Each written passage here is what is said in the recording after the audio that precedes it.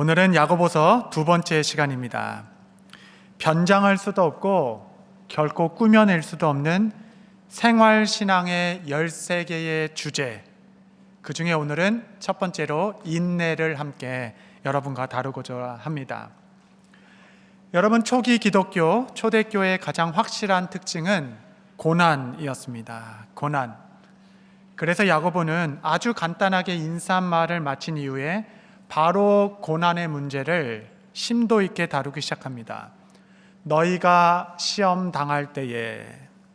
지금 교회들은 절박한 상황에 놓여 있기 때문에 야고보는 거두절미하고 바로 고난의 핵심 문제를 다루기 시작했습니다. 1장 2절 말씀을 개역 한글 버전인데 한번 다 같이 합독해서 읽겠습니다. 시작. 내 형제들아, 너희가 여러 가지 시험을 만나거든 온전히 기쁘게 여기라. 여러분, 예전 계열 한글 버전은 시험을 만나거든 이렇게 번역했습니다. 이 번역이 조금 더 저한테는 와닿더라고요. 믿음의 삶을 살아간다는 것은 필연적으로 여러 가지 시험을 만나는 여정입니다. 시시때때로 시험이 다가오는 것이에요. 어떤 어려움은 이렇게 비껴 지나가서 피할 수 있지만 어떤 시험은 정면으로 마주하여 감당할 수밖에 없는 파도가 되기도 합니다. 미처 대처하지 못하였고 미처 피하지 못한 시험이죠. 적용해 보자면 여러분, 시험 그 자체인 사람이 있죠. 사람. 여러분, 오래 참음은 결국 그 사람을 견뎌내는 과정이라 하겠습니다. 껄끄러운 관계가 있다라고 생각해 본다면 그 사람이 2부 예배에 오면 나는 3부 예배로 가는 겁니다. 그 인간이 본당으로 오면 나는 교육관으로 가는 겁니다. 이건 누구도 정해놓지 않았지만 우리 안에 암묵적인 약속입니다. 약속. 그 룰을 정해놓고 서로 비껴 지나가는데 어느 날 화장실에서 정면으로 마주치게 되는 것이, 그 시간에 그 인간이 여기 있으면 안 되는데 도대체 어떻게 된 건가? 여러분, 때로는 이렇게 피할 수 없는 마주침이 왕왕 있게 됩니다. 올해 초에 우리 교회 특세 때 아주 유명한 간증이 하나 있었잖아요. 새벽 특세, 새벽 기도하려고 비몽사몽 아침을 깨워 나와서 기도하려고 딱 앉았는데 그 옆에 앉은 그 옆 사람이 세상에 예전에는 죽고 못 살던 친한 관계가 작은 오해로 서로 서먹해진 두 사람이 나란히 앉게 된 겁니다. 앉은 다음에 알게 된 것이에요. 그런데 그날따라 설교 내내 화평, 화해, 용서하십시오, 사랑하십시오. 그러니까 두 분이 어색하게 앞만 보고 설교 들으시다가 결국 예배 마지막에 서로 마주 보시고 손을 잡고 엉엉 울면서 서로 용서하고 화평을 이룬 사건은 아주 우리 교회 유명한 간증이었습니다. 우리 좌우에 계시면 한번 인사 나누시겠습니다. 우리 사랑합니다.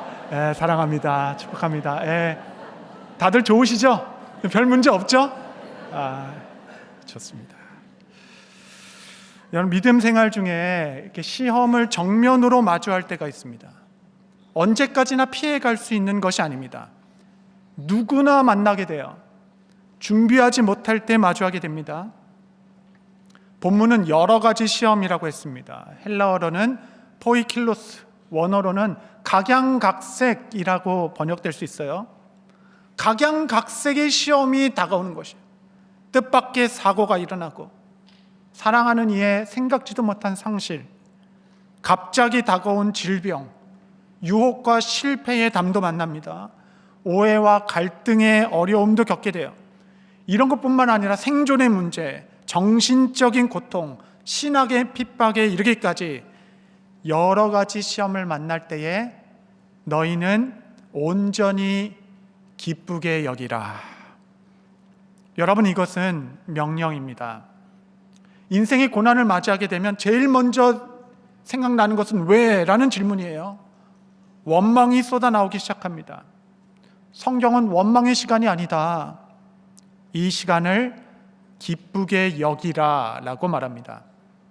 야고보는 고난은 기쁨이다 라고 말하고 있는 것이 아닙니다.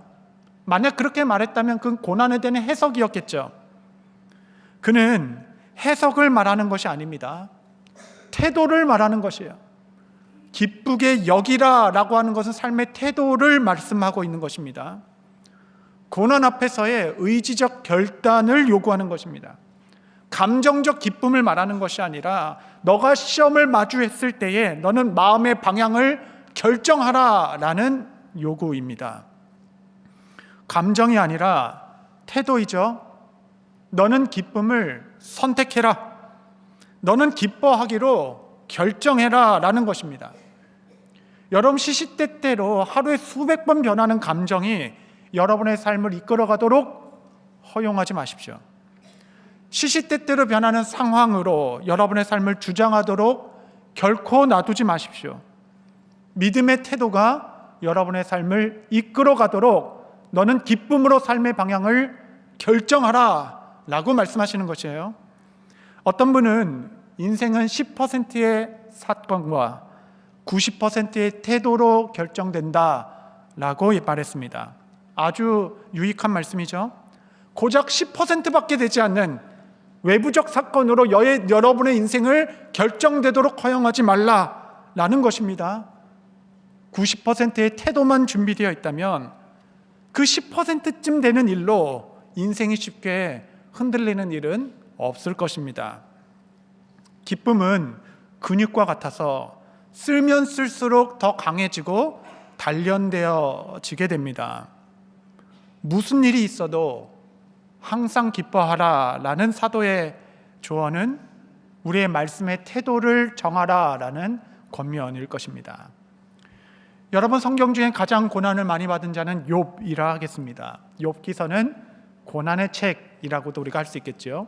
욥은 고난 중에 그의 한탄을 하나님 앞에서 이렇게 쏟아냅니다. 35장 10절 보면 나를 지으신 하나님은 어디 계시냐고 하며 밤에 노래를 주시는 자가 어디 계시냐고 말하는 자가 없구나.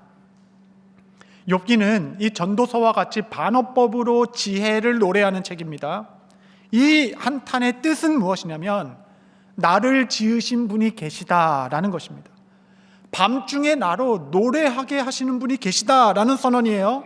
그래서 나는 한탄하지만 너희는 한탄할 일이 없다라는 선언입니다.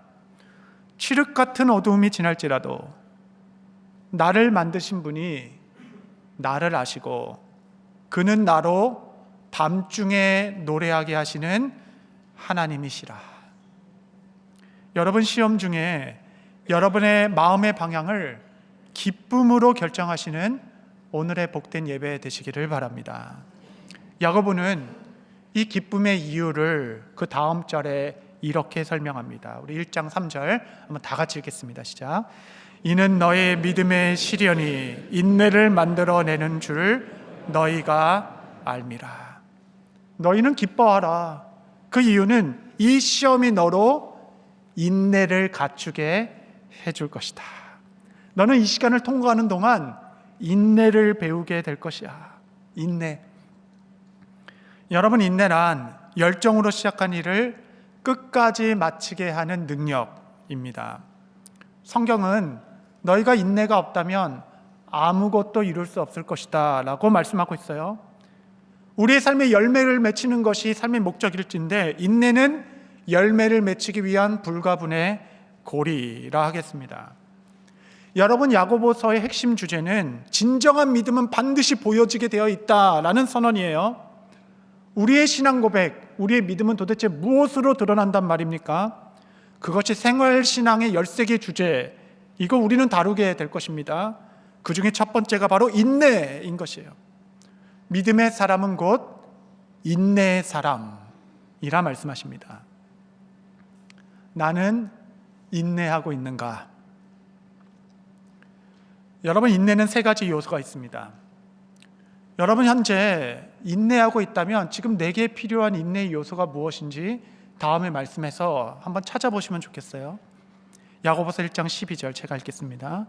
시험을 참는 자는 복이 있나니 이는 시련을 견디어낸 자가 주께서 자기를 사랑하는 자들에게 약속하신 생명의 면류관을 얻을 것이기 때문이라. 3가지 요소가 나오죠. 첫 번째는 참는 것입니다. 시험을 참는 자가. 두 번째는 견디는 것입니다. 이 시련을 견디어낸 자가. 세 번째는 기다리는 것입니다. 그리하여 마침내 약속하신 것을 기다리는 자.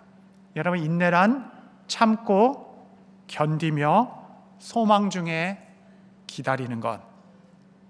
때때로 내 안에 불긋불긋 올라오는 내 불평과 분노와 원망과 자폭하고 싶은 마음, 그 복수심의 마귀의 모든 공격들을 참아내는 것. 여러분, 참는 것이 인내입니다. 또한 외부로부터 오는 수없이 흔드는 사건과 공격과 압박에 굴하지 아니하고 하나님께서 내게 주신 자리와 역할을 지키며 버티는 것. 쉽게 자리를 떠나지 않는 것이 견디는 것입니다. 내게 허락한 자리를 내가 허락하신 때까지 내가 지키겠다.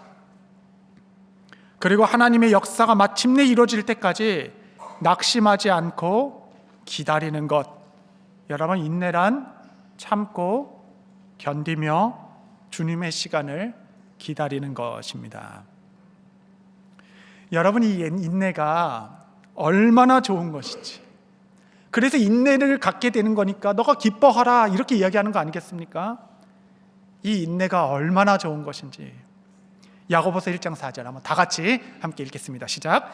인내를 온전히 이루라. 이는 너희로 온전하고 구비하여 조금도 부족함이 없게 하려 함이라. 이 인내가 너를 온전하게 할 것이고 부족함이 없도록 모든 것이 구비되도록 해줄 것이다. 여러분, 이것이 우리의 꿈 아니겠습니까? 저도 담임 목사로 사역을 하지만 매일 밤마다 조금만 더 참을걸, 그 말까지는 하지 말걸. 여러분, 지식이 부족한 것이 아닙니다. 그렇게 하면 안 되는 거 알고 있었어요.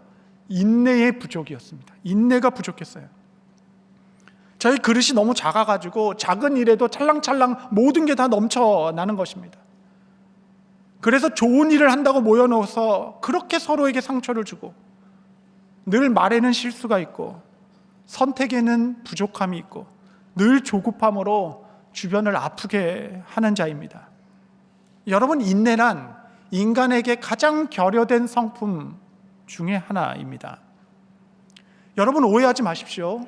고난은 결코 여러분의 삶을 무너뜨리는 것이 아닙니다. 고난은 여러분의 삶을 무너뜨리는 것이 아니라 평소에 감춰두었고 위장되어 있는 나의 인격과 깊이를 드러나게 하는 것뿐입니다. 그래서 고난 중에 더욱더 빛나는 성도가 보이는 것이에요. 그런 분들은 제게 감동을 줍니다. 어떻게 그 상황 가운데서도 하나님을 향한 그의 믿음과 마음이 흔들림이 없는가? 상황과 상관없는 그 태도의 일관성, 그는 일찍이 기쁨으로 마음이 결정된 사람. 여러분, 고난을 두려워하지 마십시오. 고난이 문제가 아닙니다. 변장하고 숨겨두었던 내 속사람의 핍절함, 여러분, 그게 문제입니다. 너가 여러 가지 시험을 만날 때에 온전히 기쁘게 여기라. 이는 네 안에, 너의 안에 인내를 만들어줄 것이고 그 인내는 너로 조금도 부족함이 없게 온전하게 너를 이루어갈 것이다. 여러분, 이것이 우리의 꿈 아니겠습니까? 인격이 말보다 훨씬 더 큰 사람, 겉사람보다 속사람이 더 아름다운 사람. 여러분, 인격에 관하여서는 훌륭한 사람이 되십시오. 흔한 훌륭한 사람이 아니라 감히 넘보지 못할 만큼의 큰 산과 같은 인격자가 되십시오. 인내가 너희를 그렇게 만들어갈 것이다 라고 말씀하십니다. 야고보는 각양각색의 여러 가지 시험을 단 하나로 정의합니다. 여러 가지 시험의 종류가 있을 수 있어요. 그러나 본질은 단 하나입니다. 야고보서 1장 3절 보시면 이는 너의 믿음의 시련이 인내를 만들어내는 줄을 너희가 알미라. 이 모든 어려움은 궁극적으로 단 하나입니다. 그것은 믿음의 시련일 것이에요. 믿음의 시련. 여기 시련이라는 단어가 헬라어로 도키모스입니다. 도키모스. 이 단어는 토기장이가 그릇을 불가마에 넣어서 단련하는 것, 테스팅하는 것. 그래서 이 도자기로 말미암아 점과 흠이 없는 아주 극상품의 상품이 만들어지도록 그를 단련하는 것이 도키모스라는 단어입니다. 점도 없고 흠도 없는 아름다운 작품을 만들기 위한 토기장이의 도제 과정, 이 시를 통해 하나님께서는 내가 너를 더 순결하게 만들 거야, 내가 너를 더 아름다운 작품으로 만들 거야.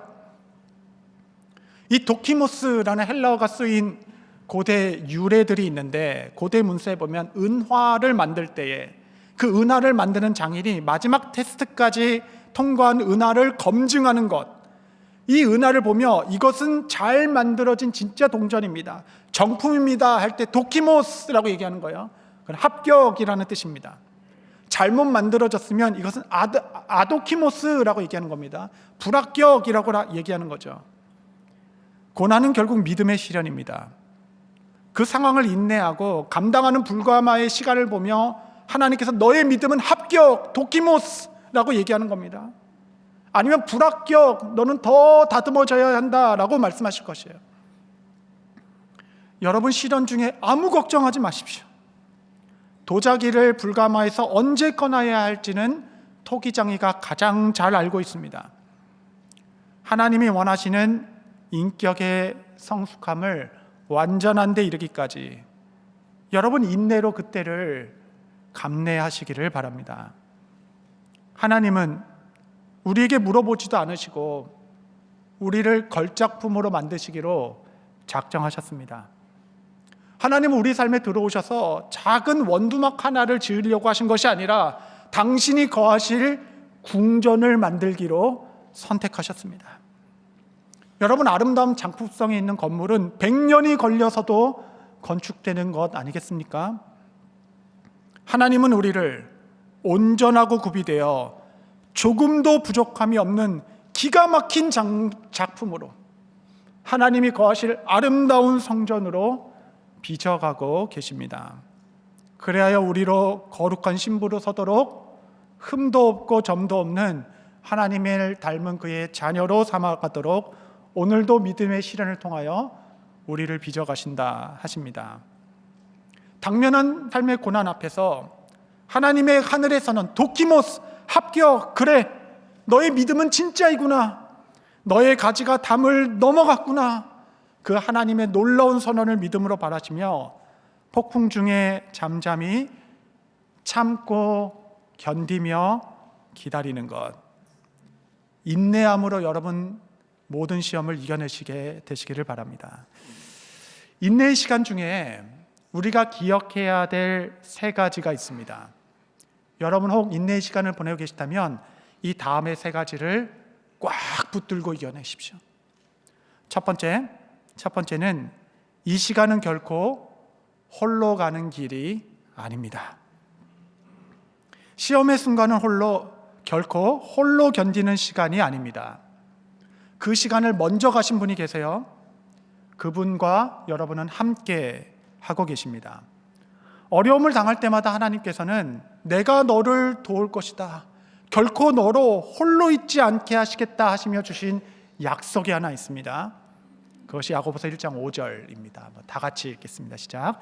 너희 중에 누구든지 지혜가 부족하거든 모든 사람에게 후히 주시고 꾸짖지 아니하시는 하나님께 구하라, 그리하면 주시리라. 내가 너와 함께하고 있어. 그러니 기도해라. 언제든지 내게 구하면 내가 지혜를 넉넉하게 주겠다라는 것이에요. 여러분, 인내의 시간을 이기기 위하여 진짜 필요한 것은 여러분 지혜입니다. 지혜. 기도 중에 이 상황만 걷어달라라고 기도하지 마시고 지혜를 구하라라고 말하고 있어요. 지혜란 본질을 꿰뚫어 보는 능력이라 하겠습니다. 여러분, 고난은 다면체입니다. 한 면만 가진 것이 아닙니다. 그래서 단면만 보고 있으면 고난을 결코 이해할 수 없어요. 기도란 이 고난을 제거하는 작업이 아닙니다. 기도는 고난의 관점을 넓히는 작업입니다. 넓히는 것. 여러분, 고난은 분명히 힘들고 괴로운 일입니다. 누가 부정할 수 있겠어요? 괜히 섣부른 말로 그거 아무것도 아니야, 아유 그냥 참어, 여러분 그런 말씀하지 마십시오. 너무나도 괴롭고 너무나도 힘든 상황일 것입니다. 그러나 동시에 그 고난은 매우 유익하고 아름다운 일일 것입니다. 고난은 여러 면이 존재해요. 바라보는 시각을 다양화하는 것이 지혜입니다. 고난에 대한 해석의 관점이 너무 좁으면 고난에 휘둘리게 됩니다. 고난에 대한 관점이 넓으면 고난의 피해자로 머물지 않게 합니다. 성경 속 고난은 언제나 위장된 축복으로 그들에게 다가왔습니다. 지혜란 또 다른 고난에 대한 관점을 배워가는 과정이라 하겠습니다. 여러분, 완성된 것도 좋지만 미완성된 것도 아름답습니다.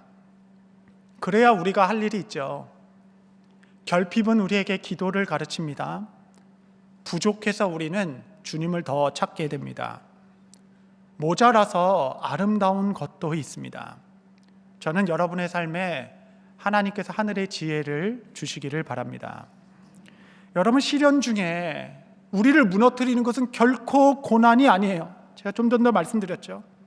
상황이 아니라 어리석음입니다. 어리석음. 예수님께서는 이 세상을 한탄하시며 이 어리석은 자들이여, 저들이 무엇을 하는지 알지 못하는도다 라고 말씀하셨죠. 시련 중에 제일 필요한 것은 돈이 아닙니다. 여러분, 상황의 변화도 아니에요. 사람도 아닙니다. 지혜입니다. 지혜. 하나님께서 구하는 자마다 지혜를 모자람 없이 넉넉하게 주실 것이에요. 그 지혜로 넓은 시각을 가지게 될 때에 그 고난도 넉넉히 인내하게 되는 은혜를 누리게 될 것입니다. 여러분, 지혜란 길게 그리고 깊게 보는 능력입니다. 길게 보고 깊게 이해하는 것. 사람은 눈앞에 보이는 현실과 감정만을 가지고 모든 것을 판단해 버립니다. 이런 어리석음은 이 시련의 상황을 극대화시켜서 우리로 절망시키기 마련입니다. 지혜로운 태도란 당장 보이는 것에 매몰되지 아니하고 길게 그리고 깊게 바라보게 하는 능력입니다. 여러분, 어떤 것을 깊게 보지 못하는 삶의 피상성은 이 시대의 저주입니다. 오늘날의 지혜는 다 정보로 대체되었고 그 깊이는 다 넓이로 대체되었어요. 그래서 우리 모두가 굉장히 많이 합니다. 굉장히 많이 하는데 단 하나도 깊이 아는 것은 없는 시대, 바로 우리 이 시대의 단면 아니겠습니까? 길게 보고 깊게 보면 입이 천근과 같이 무거워집니다. 순간만 보고 피상적으로 알기 때문에 깃털과 같이 가볍게 말하고 다니는 것이에요. 여러분, 그렇게 말하고 다니는 사람 그냥 놔두십시오. 원래 어리석은 자는 그 어리석음을 자랑한다라고 얘기했습니다. 어리석으면 그 어리석음이라도 감춰야 할 지혜가 있어야 할 텐데 도대체 무엇을 자랑하고 다니는지도 모르는 것이에요. 이것이 바로 피상성의 저주라 하겠습니다. 여러분, 시험 당할 때는 기도할 때입니다. 지혜를 구하십시오. 하나님께서 인내를 선물로 여러분에게 주실 것입니다. 그 인내는 여러분으로 말미암아 도키모스, 합격, 조금도 부족함 없이 구비되어 준비되어 하나님의 약속하신 것을 받도록 주께서 인도해 주실 것입니다. 인내의 순간에 꼭 붙들어야 될 두 번째 것은 장차 누릴 영광을 바라보는 것입니다. 다시 1장 12절에 보면 시험을 참는 자는 복이 있나니 이는 시련을 견디어낸 자가 주께서 자기를 사랑하는 자들에게 약속하신 생명의 면류관을 얻을 것이기 때문이라. 이것이 예수님의 팔복 이후에 나오는 구복의 선언. 시험을 참는 자는 복이 있나니 장차 약속하신 생명의 면류관을 얻게 될 것이다. 이것이 오늘도 참고 견디고 기다리는 자들에게 주신 하늘의 선언입니다. 야, 너는 복이 있구나. 장차 생명의 면류관으로 너를 마주하게 될 것이다. 이 세상에 열심히 잘하고 올림픽에서 1등하는 사람은 월계관을 쓰게 되는 것이에요. 그 월계관은 얼마나 멋진 거와 상관없이 2주만 지나면 다 시들어버리는 영광입니다. 그러나 그 생명의 면류관은 영원히 시들지 않은 존귀라라고 말씀하십니다.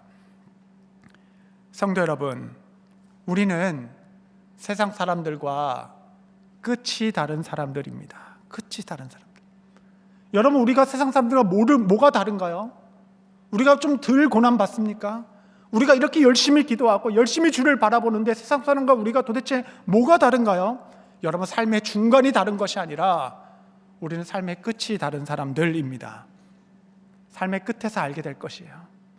여러분이 받게 될 그 영광이 얼마나 크고 놀라운 것인지를. 두려움이란 소망이 멈추는 곳에서부터 시작되는 것입니다. 여러분, 소망을 멈추지 마십시오.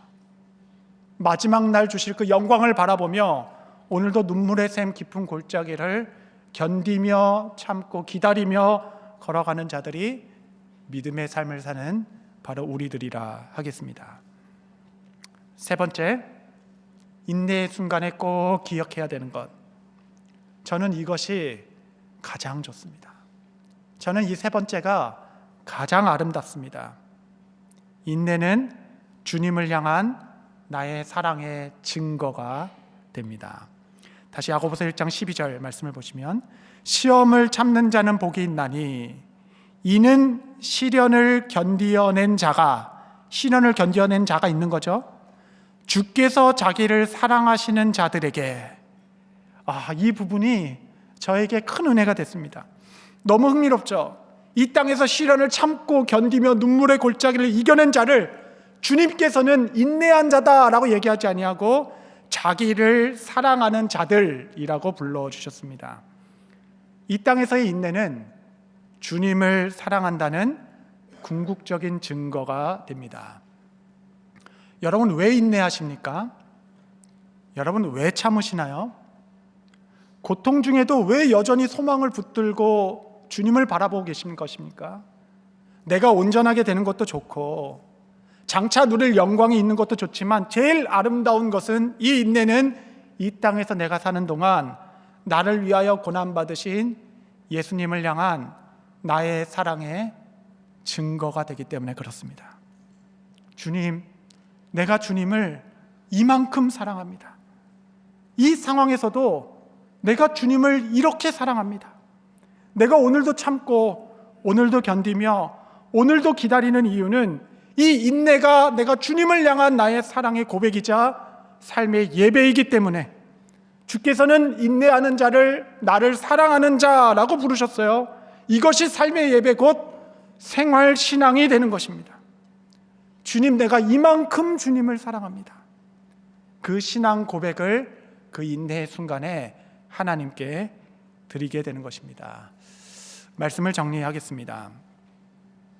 여러분, 인내라는 이 주제는 야고보서 5장 마지막에 한 번 더 강조되어 드러납니다. 그 마지막의 결론이 저로 하여금 그래, 다시 인내해야 되겠다, 다시 결심해야 되겠다라는 자기 결심으로 머물러 있게 하는 것이 아니라 주님을 찬양하게 하고 주님을 예배하게 만듭니다. 야고보서 5장 11절 우리 한번 다 같이 읽겠습니다. 시작. 보라, 인내하는 자를 우리가 복되다 하나니 인내를 들었고 주께서 주신 결말을 보았거니와 주는 가장 자비하시고 긍휼히 여기시는 이시니라. 성경에서 가장 큰 인내의 사람 하면 욥이라 하겠죠. 그는 그 고난의 시험을 다 인내로서 감당하여 그의 결말을 주셨습니다. 그런데 이 다음 구절이 놀라운 것이에요. 그 결과를 보며 하나님께서는 욥의 인내의 결과를 보았지라고 말하지 않았어요. 그 결말을 하나님께서 주신 자비와 긍휼의 열매이다라고 말하고 있습니다. 이게 흥미로운 것이에요. 그리고 욥기서를 다시 읽어보면 사실 욥은 그렇게 인내를 잘한 사람으로 보이지 않습니다. 욥기는 욥의 인내를 노래하고 있는 책이 아니었어요. 욥은 그의 한탄의 고백을 통해 그렇게 들이받고 삶을 저주하며 하나님의 선하심을 부인하고 끊임없이 하나님께 도전했던 그 욥을 향한 하나님의 오랜 인내, 하나님은 자비로우시고 긍휼이 많으셔서 그런 욥을 끝까지 포기하지 아니하시고 끝까지 오래 참으시사 마침내 아름다운 인내의 본으로 만들어 주신 하나님의 오래 참음, 하나님의 인내의 작품이 바로 욥입니다. 마침내 그의 삶이 도키모스 너는 합격이야 라고 가장 아름다운 삶의 본인을 만들어 주도록 그 능숙한 장인 대신 토기장이 하나님께서는 오래 참으심으로 긍휼로 욥의 삶을 한 번도 실수 없이 인도해 내셨습니다. 여러분, 인내는 사랑의 증거입니다. 나처럼 이렇게 지독히도 어리석고 완고하며 끊임없이 도전하고 실족하는 나를 위하여 주께서 오랜 인내로 나를 먼저 사랑하시며 결국 우리를 욥과 같이 아름다운 신앙의 본으로 주께서 기쁘게 거하실 성전으로 빚어가신다 하시는 하나님의 긍휼과 자비. 성도 여러분, 시험 중에 하나님께서 여러분을 굳건히 붙들어 주실 것입니다. 여러분을 결국에는 아름다운 신앙의 본으로 주께서 거하시는 거룩한 성전으로 빚어 가실 것입니다. 하나님의 은혜로, 하나님의 열심으로 여러분 안에 일하실 것이며 그가 때에 맞는 은혜와 지혜로 여러분을 붙들어 주실 것입니다. 그러므로 형제들아, 너희가 여러 가지 시험을 당하거든 온전히 기쁘게 여기라. 이는 너희로 온전하고 구별하여 조금도 부족함이 없게 하려 함이라. 참된 지혜와 삶의 예배가 여러분 삶 가운데 있게 되시기를 바랍니다.